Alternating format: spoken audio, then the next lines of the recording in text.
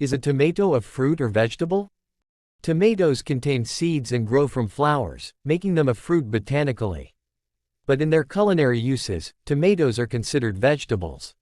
Much of the confusion about whether a tomato is a fruit or vegetable comes from the common culinary applications for tomatoes.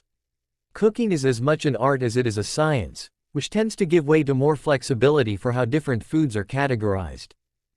In cooking, tomatoes are usually used alone or paired alongside other true vegetables in savory dishes. As a result, they've earned a reputation as a vegetable, even though they're technically a fruit by scientific standards.